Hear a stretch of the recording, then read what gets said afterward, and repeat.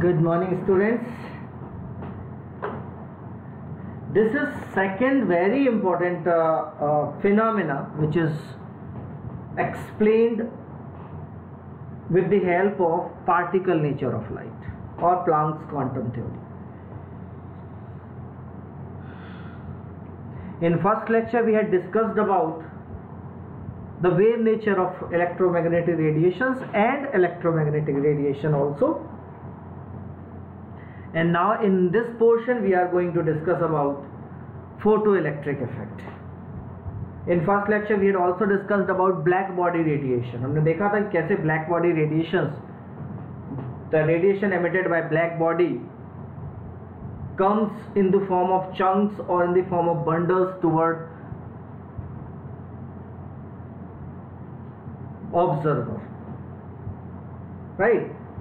In this portion, the second very important phenomena which is called photoelectric effect we are going to discuss.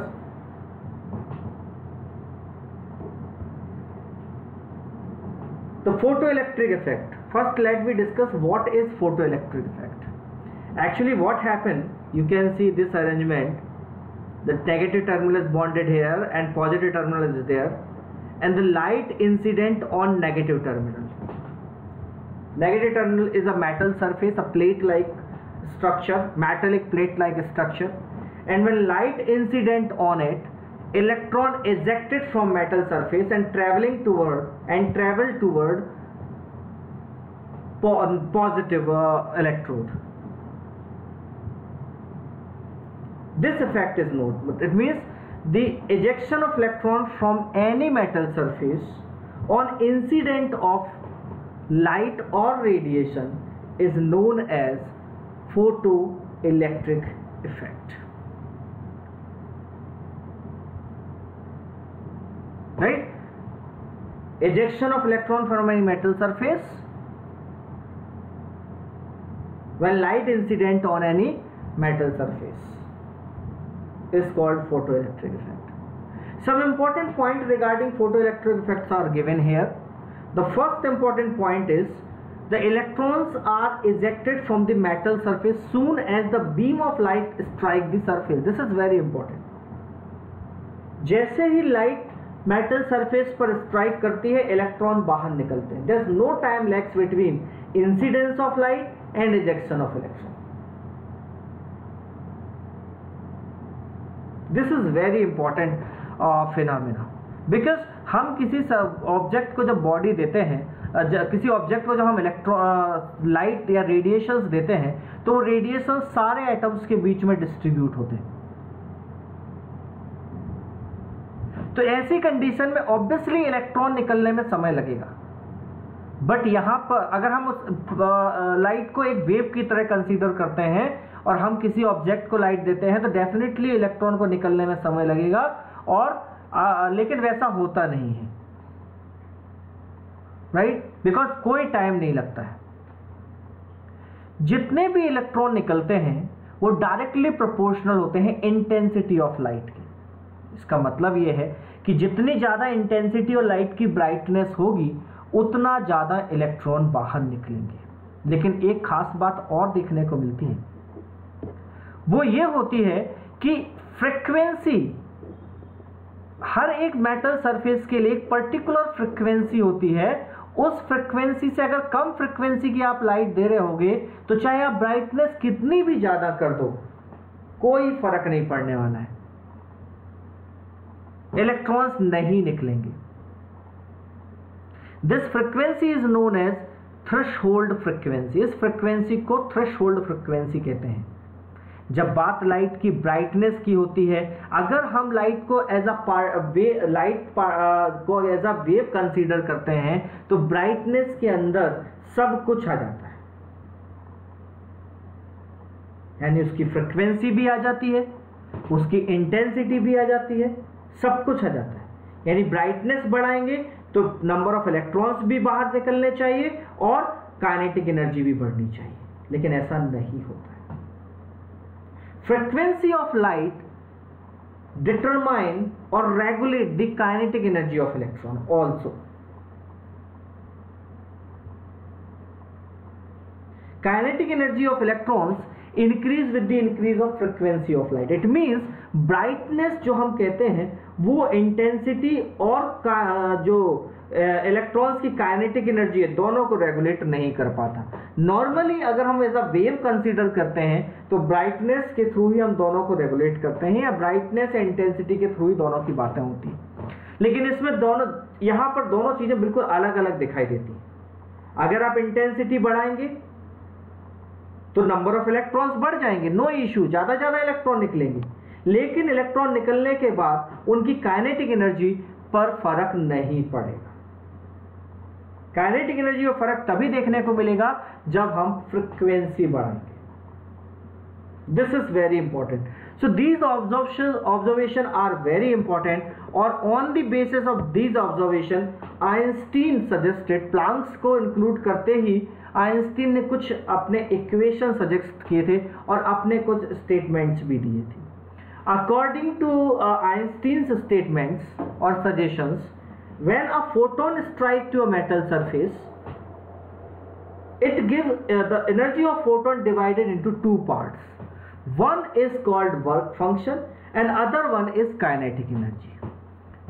This E is energy of photon, phi is work function, and Ke max is maximum possible kinetic energy for electron. The work function is minimum energy required to eject an electron from any metal surface. That is work function, right? So energy of photon which incident on any metallic surface is divided into two parts. One is work function which is used to eject electron from metallic surface, and other one is kinetic energy which is used to give velocity, give speed to electron. As we know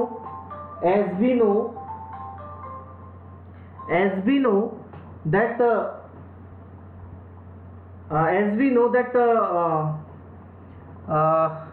energy of a photon is equal to h nu होता है, work function is equal to h nu naught होता है, where nu naught is, जहां पर nu naught जो है वो threshold frequency होती है, that we had already discussed about. This is threshold frequency, the minimum characteristic frequency, जो होनी ही चाहिए तभी इलेक्ट्रॉन इजेक्ट होगा, अदरवाइज इलेक्ट्रॉन इजेक्ट नहीं होगा। सो it is h nu is equal to h nu 0 and we know h nu naught, and we know very well for kinetic energy half me v max square, v is speed, me is actually what, mass of electron जो eject होता है। तो actually इन्होंने क्या कहा कि जब photon directly जाके टकराता है और डायरेक्ट अपनी energy, photon as a particle जब इलेक्ट्रॉन से टकराता है तो इलेक्ट्रॉन फटाफट बाहर निकल आता है ना। एक तरह से कॉलिजन का कॉन्सेप्ट यहाँ पर इंक्लूड हुआ था, और उस ड्यूरिंग दैट कॉलिजन फोटोन अपने इलेक्ट्रॉन्स को फोटोन अपनी एनर्जी को डायरेक्टली इलेक्ट्रॉन को ट्रांसफर करता है। जैसे हम आपने सभी ने मेरे ख्याल से मार्बल बॉल्स या जो कंचे जिन्हें हम कहते हैं वो सारे गेम खेले होंगे, और जब कंचा डायरेक्टली दूसरे कंचे को टकराता है तो सामने वाला कंचा जो आप फेंक रहे होते हैं वो रुक जाता है और आगे वाला कंचा आगे निकल जाता है। The same phenomena happen here. So it means अगर ऐसा हो रहा है तो ऑब्वियसली कंचे की अगर हम बात कर रहे हैं, this is an object, this is a particle, right. So इसका मतलब होता है कि फोटोन एक पार्टिकल की तरह वेव कर रहा है, और photon is a part of electromagnetic radiation. So it is very clear that electromagnetic radiations are act as are made up of, according to this principle, this effect के according हमें पता चलता है कि it is made up of small energy bundles termed as photons, right? So there is some diagrams is also there, you can see in this graph this is kinetic energy, और यहाँ पर आप light भी ले सकते हैं। So kinetic energy is proportional to the frequency, जैसे जैसे फ्रिक्वेंसी बढ़ेगी काइनेटिक एनर्जी बढ़ेगी, करंट भी बढ़ सकता है, ठीक है। And one more important thing is this mu zero threshold frequency, ठीक है। One more important thing you can see here that kinetic energy frequency अगर फिक्स है तो काइनेटिक एनर्जी जो है वो करंट जो है वो एक स्ट्रेट लाइन हो जाएगा। मतलब आप फ्रिक्वेंसी अगर आप कितनी ही बढ़ाते जाओ, जो करंट है, ठीक है, अगर आप देखिए इस केस में क्या हो रहा है, करंट आगे बढ़ रहा है, उससे काइनेटिक एनर्जी जो है फिक्स है। Actually current is actually current या photoelectric current it is called, और photoelectric current is same as number of photo electron. तो नंबर ऑफ फोटो इलेक्ट्रॉन और फोटो इलेक्ट्रिक करंट एक ही चीज होते हैं, एक ही तरह से कंसीडर किए जाते हैं। So in this diagram what we can see कि हम देख सकते हैं करंट बढ़ रहा है but kinetic energy fix because frequency is fixed and more than threshold frequency, इसीलिए इलेक्ट्रॉन बाहर तो निकल रहे हैं लेकिन फ्रीक्वेंसी इज न्यू, तो करंट पे कोई फर्क नहीं पड़ रहा है। सो ऑब्वियसली फ्रीक्वेंसी डिफरेंट होनी चाहिए तो काइनेटिक एनर्जी चेंज होगा, और इंटेंसिटी डिफरेंट होनी चाहिए तो number of photo electron different होंगे, और if number of photo electron is different और number of photo electron is high, it means electric current या photoelectric current is high, right? So this is what is we called photoelectric effect. Here I am going to discuss one or two question I am sharing with you कि कैसे इन questions को आपको solve करना है, so you can understand it better, right? Now you can see here the question number 2.9. मेरे ख्याल से सभी को आसानी से क्वेश्चन नंबर दिख रहा है, फिर भी अगर नहीं दिख रहा है तो आप you can go through your textbook. It is your textbook question. You can see a photon of wavelength 4 into 10 to the power minus 7 meter strikes on a metal surface. The work function of the metal is being 2.13 electron volt.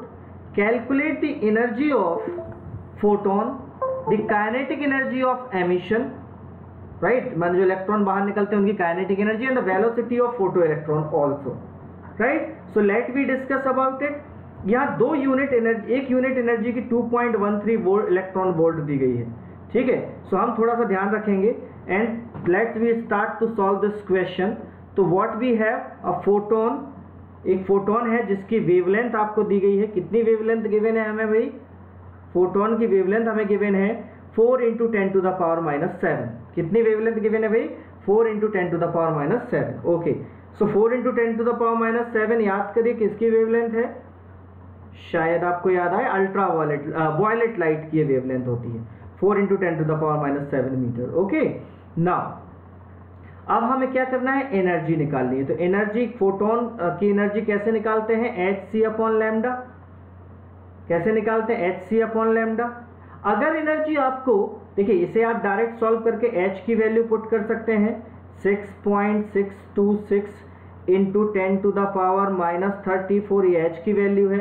c की value 3 into 10 to the power 8 होता है, और यहाँ मैंने नीचे जो है वो पहले ही wavelength 4 into 10 to the power minus solve, so you can solve it for you. तो आपको जूल में एनर्जी मिल जाएगी। किसमें मिल जाएगी? जूल में एनर्जी मिल जाएगी। अब second is 1 joule is equal to कितना होता है? आप देख सकते हैं, आपको ये भी क्वेश्चन है वैसे दिया है लेकिन आपको हमेशा याद रखना चाहिए 1 electron volt is equal to 1.6020 into 10 to the power minus 19, 10 to the power minus 19, 10 to the power minus 19 क्या होता है? एक आपको क्या देखने को मिलता है? Okay, so here we are, so 4 into 10 to the power minus 7, तो ये आप देख सकते हैं 1 electron volt is equal to कितना होता है? 1.6 into 10 to the power minus 19 joule. तो 1 जूल इक्वल टू क्या हो जाएगा? 1/1.6 into 10 to the power minus 19। Okay, conversion कैसे करते हैं हमने देखा हुआ है, तो यहाँ पर हम वही करेंगे। तो ये कंप्लीटली किस में कन्वर्ट हो जाएगा? E is equal to, complete equation कैसा हो जाएगा? 6.626 into 10 to the power minus 34 into 3 into 10 to the power 8 divided by 4 into 10 to the power minus 7, और यहाँ जूल इज इक्वल टू क्या हो जाएगा? 1/1.6 into 10 to the power minus 19। तो जब आप उसको सॉल्व करेंगे तो आपको इलेक्ट्रॉन वोल्ट में आपको वैल्यू मिल जाएगी, राइट? एक तरीका तो ये है। दूसरा तरीका आपके लिए मैं लेके आया हूँ। इसमें आपको क्या करना है? E is equal to 12400 divided by lambda.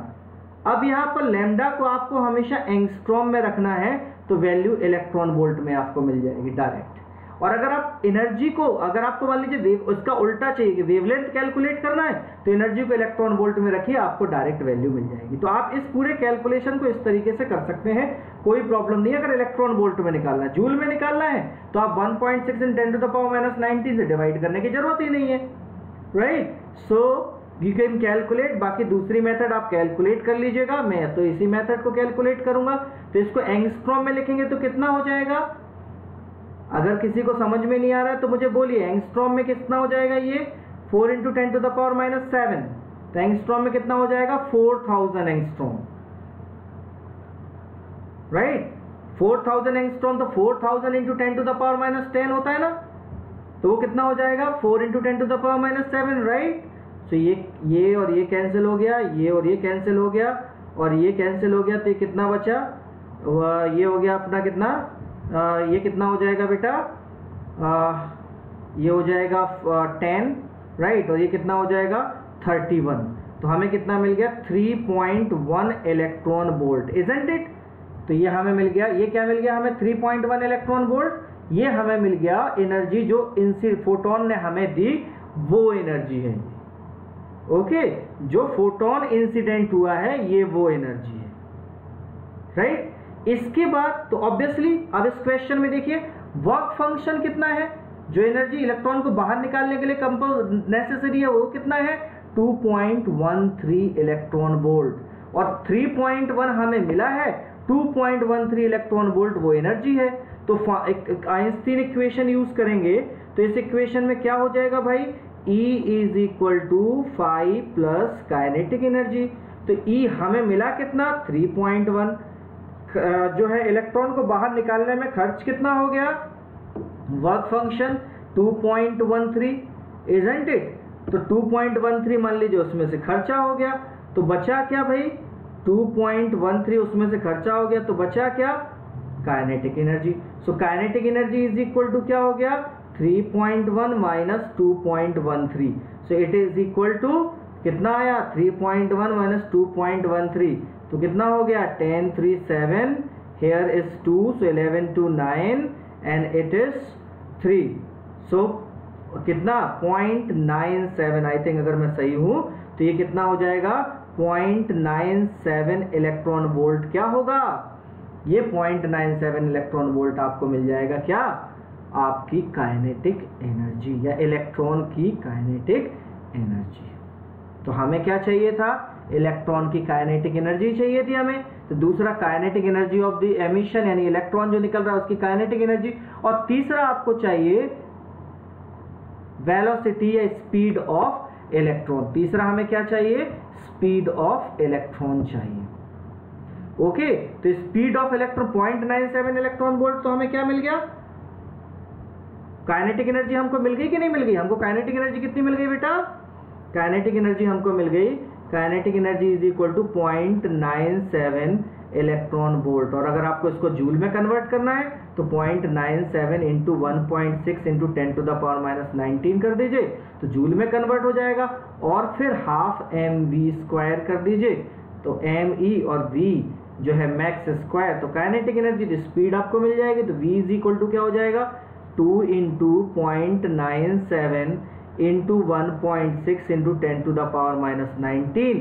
और मास ऑफ इलेक्ट्रॉन कितना होता है 9.1 10⁻⁻13, राइट। तो इसको आप सॉल्व कर लेंगे तो मीटर पर सेकंड में हमें स्पीड भी मिल जाएगी, इजंट इट। तो इस तरीके से हम कैलकुलेट कर सकते हैं जो भी कॉन्सेप्ट हमें फोटो इलेक्ट्रिक इफेक्ट पे आते हैं। बहुत सारे क्वेश्चंस हैं, तो मैं आपको ये क्वेश्चंस एक्सरसाइज में शेयर करूंगा, आपको ये फिर सॉल्व करने होंगे बिल्कुल इसी तरीके से, इसी इक्वेशन का यूज करके। You can see in this equation, electrons are emitted with zero velocity from metal surface when it is exposed to radiation of this wavelength. Zero speed से निकल रहे हैं, मतलब जो भी एनर्जी है वो केवल उसके थ्रेशोल्ड एनर्जी के लिए, जो है वर्क फंक्शन के लिए यूज हो जा रही है। बात समझ में आ रही है। तो जो भी एनर्जी है वो वर्क फंक्शन के लिए ही हो जाएगी, यानी E = h/0 हो जाएगा, और E = hc/λ। इस इक्वेशन के लिए क्या कर लेंगे आप, तो इसको सॉल्व करने के लिए पहले एनर्जी निकाल दीजिए। सिंपली आपको क्या करना है, इस क्वेश्चन को जब आपको सॉल्व करना होगा तो आप क्या करेंगे, E is equal to H C upon lambda, right. तो एस या जो हमने फॉर्मूला लगाया 12400, आप जिसको भी यूज करना चाहें, है ना, उस फॉर्मूले की ऐसे E की वैल्यू हो जाएगी और फिर E इक्वल टू क्या हो जाएगा, फाई, और फाई इज इक्वल टू क्या होता है, एच न्यू नॉट। तो आप चाहें तो दोनों को बराबर कर दीजिए, एच एच कट जाएगा और nu naught is equal to C upon lambda हो जाएगा, हाँ या ना। तो इसकी जरूरत ही नहीं पड़ेगी, आपको न्यू नॉट थ्रेशोल्ड फ्रीक्वेंसी निकालनी है और एक बार फ्रीक्वेंसी आ गई तो आप एच न्यू नॉट भी फाइंड कर सकते हैं,